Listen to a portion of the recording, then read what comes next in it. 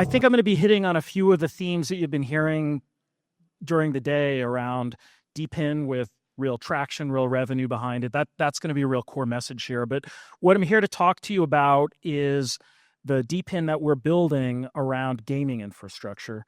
So I think if you've been hanging around Web3, you've been hearing all kinds of things about various aspects of gaming infrastructure. But to be clear, this isn't just like a Web3 tech for Web3 games. This is for all games. So that's one of the key themes in this. This is a technology that supports every kind of online service game. So what I'd like to take you through is a journey that introduces you to some information about the gaming market that you may or may not know. I want to spend some time telling you what the challenges are for game developers. This is a very big industry with a lot of complexity and a lot of risks in it. And then we'll do a deep dive into the substance of what we've actually created so far. So here's a few things that I'm going to be highlighting. So first of all, it's important to understand that games spend billions of dollars right now today on infrastructure technology, online in the cloud technology. Most of that demand is coming from Web 2. Okay? There is a growing Web 3 market. I'm as bullish on it as anybody, but we're talking about a $200 billion a year media business. It's the largest media business that we have in the world by far. It's largely Web 2, and from a DePIN standpoint, we shouldn't have to care whether you're a Web 3 or Web 2 game. This is a technology that supports everyone, and that's exactly what we're doing. The second thing is that we have already built a really significant pipeline of business and games that are operating on top of our network. So there's already 80 games that are launched. There's well over 100 in the pipeline. We've got over 4,000 individual developers building on our technology today. There's revenue actually going through our network already. So when we do our token launch later in the year and ship the protocol for DePIN, it will start as a top 10, if not kind of towards the top of the top 10 DePIN network by revenue, meaning real substance behind this. And the third part, and I think this is sometimes missed in the overall opportunity for DePIN, and I want to share with you a little bit of a vision of what DePIN can become. DePIN isn't just about provisioning infrastructure. Once you've started standardizing how you get at that infrastructure, you can actually build interoperable standards around the components, the composability of the network. That's one of the huge wins there. We're not close to that yet, but that's what's going to be built on the top of DePIN infrastructure, which is for the first time, you break down those silos that are in places like Azure and Amazon and GCP and whatnot. And for the first time, you have components and software that runs the backends and the servers across any of them, anywhere where your servers can run. And that's a huge opportunity to actually build an ecosystem, to build software that people can then build their businesses around without having to be concerned about betting your whole business on any one provider, which has been a huge problem in the gaming industry. And I'm going to give you a couple of really specific cases of that.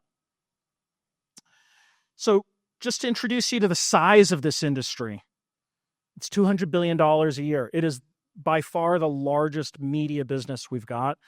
There's about $35 billion a year being spent on the infrastructure needs of these companies. So it's $200 billion in from the consumer, $35 billion back out to mostly the hyperscalers. So Amazon, GCP, and Azure are the largest beneficiaries of this.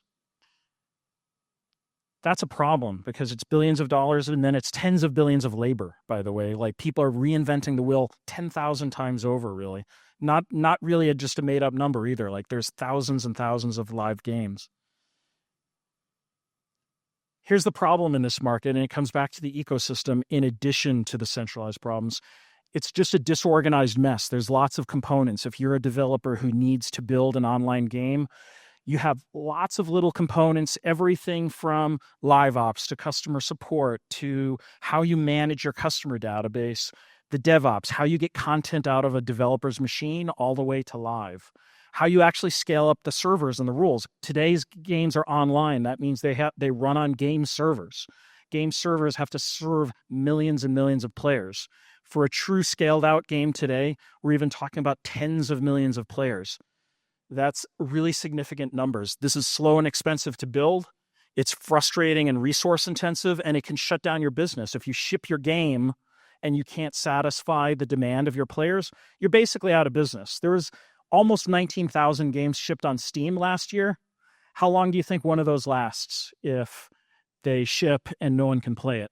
People are on to the next thing. So this is a huge risk area, and it's important that this stuff works.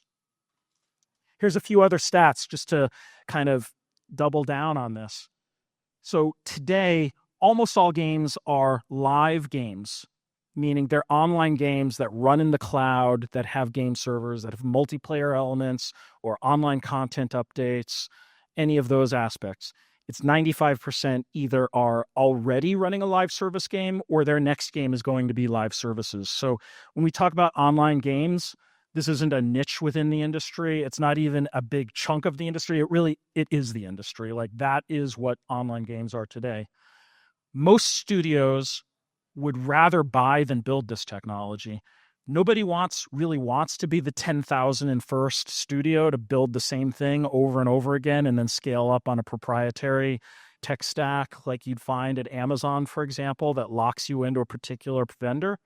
They would rather just use this off the shelf and know that they can take it anywhere that they need to go. And I'll give you an example of the exact risks that have happened in this industry. So the biggest rug pull in the game industry's history is nothing about Web3, by the way. The biggest rug pull was a platform called GameSparks, which Amazon ran. 2,000 games were on this platform. They shut it down. 2,000 games were effectively put out of business. For a very small handful that could spend a lot of money shifting and rebuilding everything, they were okay. But for the vast majority of them, they were just shut down. So this is a problem when you bet your entire business on centralized infrastructure. It's a technology problem. Their business model could change. They could change the pricing on you. They could just decide that you're not the kind of game that they want using their infrastructure. Any of those reasons could put you out of business as a game developer. And it doesn't matter how big your infrastructure provider is. It used to be that people thought that the risk mitigation was you just go to one of the biggest ones because they'll stay in business forever. But guess what? These guys are more likely than not to shut down a sub-business of their overall business if it isn't profitable enough or it wasn't working. So that's GameSparks. It's not unique. Stadia is another example from the Google side of people were building there and then it was shut down. So this happens over and over again. And people need decentralized infrastructure where they can build their game business in a way that isn't tied to the decisions of any one company. So here's how we're thinking about it at Beamable. So number one, you got to take the tech stack and open source it. So we started, like many people that were building infrastructure for game studios, we started as a software company with SaaS technology where it was in the cloud and you could access it. And we built a decent business around it. That's why we have millions of people already interacting with our platform as end users of the games running on top of it. But we heard over and over again from developers that it was risky for them to choose any centralized provider. And yes, it would cost them millions of dollars, but they might as well just build it themselves because that's the only way that they could be assured that they could control their own destiny. That seems less risky to studios on the surface, but it's also just as bad of a decision because the likelihood that they can build high quality infrastructure on their own isn't that high. Like, they're in the business of creating games. Games is really hard. It's not just a technology business, of course. It's about getting at the fun of the experience. And doing that right takes obsession within your company. It is not easy to do. And anything that distracts you from that decreases the chance that you're actually going to ship a game that's any good. So our decision was that we could be so much bigger than we were as a closed source SaaS company by taking the software, and we decided that we would open source it so that everybody could have the option of running it and having continuity on their own if something were to happen to us as a company. But that wasn't enough either, because guess what?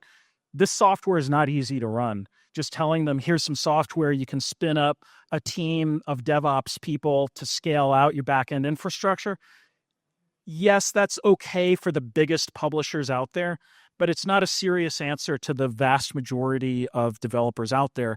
And that's why we see DePIN as really the realization of the open source ethos, but applied to network infrastructure. It's taking open source and using it to build an open network. And the benefits of this is, of course, it reduces dependencies. That's what I've been talking about. But it also accelerates development. Why?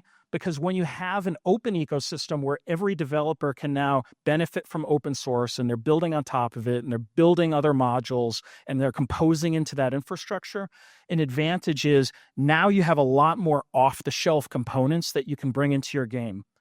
Now, for anybody here who has looked at game development generally, there's basically two big chunks. There's the front end of the game and there's the back end of the game. The front end is graphics, systems, and things like that. And there's really two companies that dominate most of that today. That's Unity and Unreal Engine from Epic. There's some other upstarts that are growing fast, and hopefully there will be more than a couple of choices in the near future. But that's the front end. The reason why those two companies are so powerful isn't just that their 3D engines work well. It's that they do have that ecosystem. They have composable modules. At Unity, for example, they have something called the Asset Store where you can go and there's tens of thousands of software modules and art assets and things that you can just pull into your game.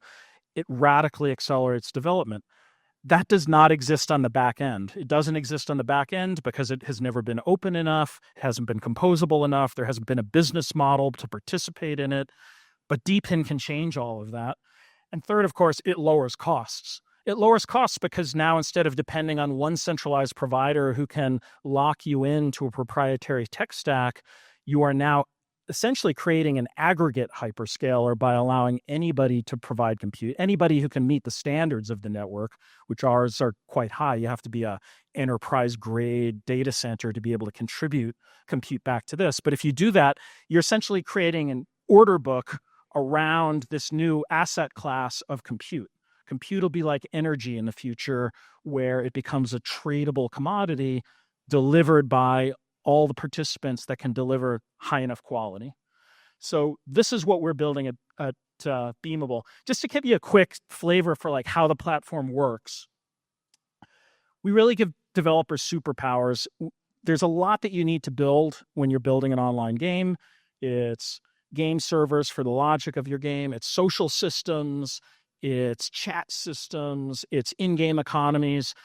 If you're building a Web3 game, it's blockchain integration, which is its own whole complex set of things that you have to do. But we support Web2 games, Web3 games. Like there's a whole huge universe of capabilities that every game developer needs, regardless of what your business model is. And we make that an out-of-box experience. We make it easy for developers to adopt because we work with those 3D engines that I was referring to before. So Unity and Unreal are the game engines that most game studios are using. What we did is we made it so that there's an SDK that pops right into Unity and Unreal. All the work that you're doing is, for the most part, visual drag and drop within those environments. And to the extent that you want to customize it, you do so in the languages of those environments. So if you're a Unity developer, for example, you can build your own custom extensions, your own custom server code in C#, which is the language used by Unity developers. And the last part here is because of that, it's extremely extensible. You can not only extend it for your own game, you can tap into a growing ecosystem of third-party partners that are building components that add to it as well. That's what I was referring to earlier when I talked about the opportunity to build ecosystems around interoperable DePIN infrastructure. And to give you a sense of like our scale today, we're delivering billions of API calls a month.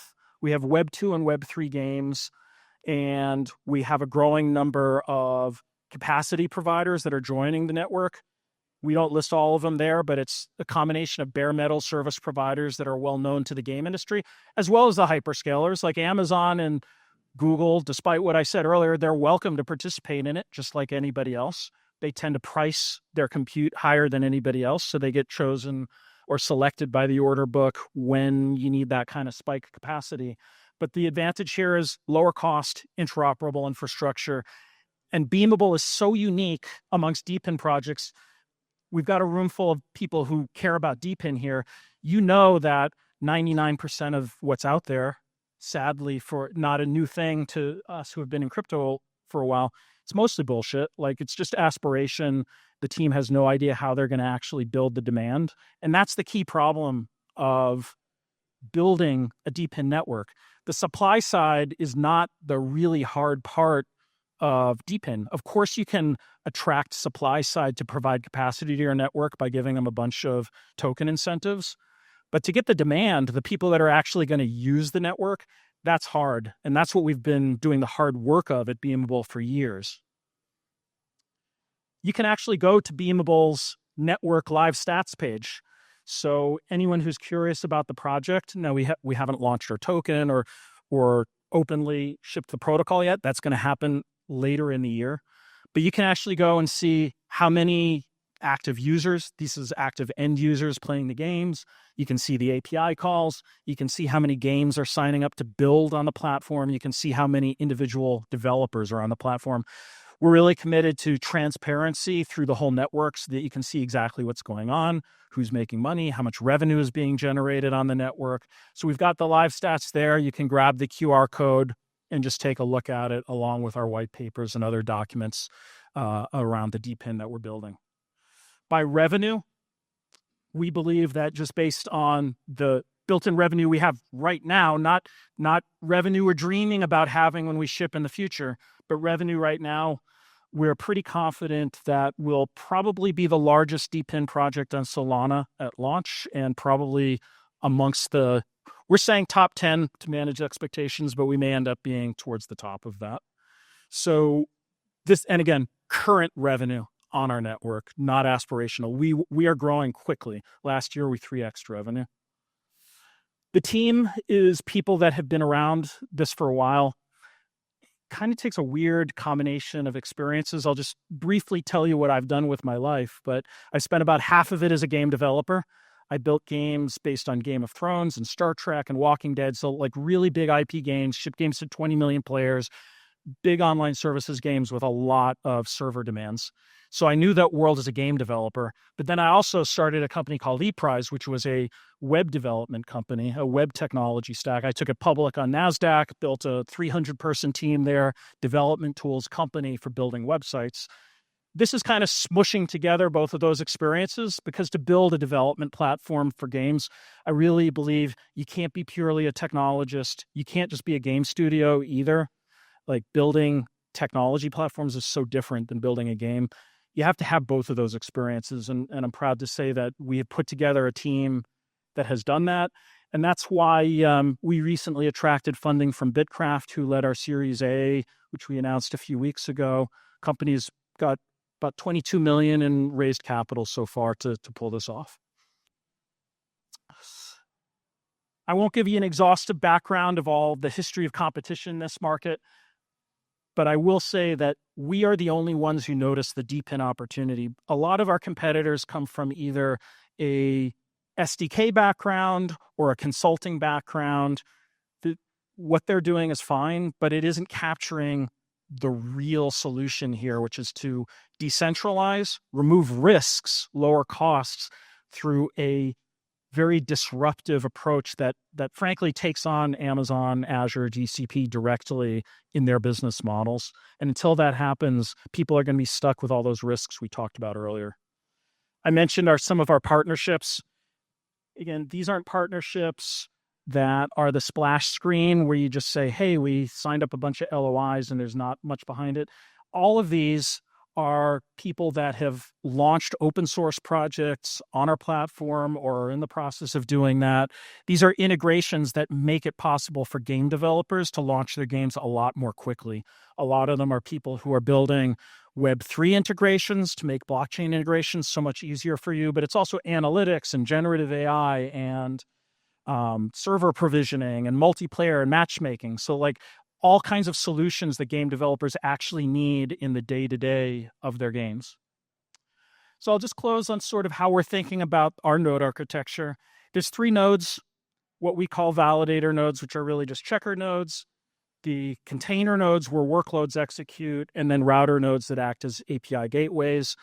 Later this year, we will be rolling out licensing for all of those node types and doing a token launch. And if you're curious about the project and everything that we're doing, I'd urge you to grab the QR code, follow me on Twitter as well, and you can learn a lot more. But kind of the final comments, this isn't just for Web3, this is Web2. It supports all game developers, and we are a DePIN project with really significant and established revenue to build this project. Thank you.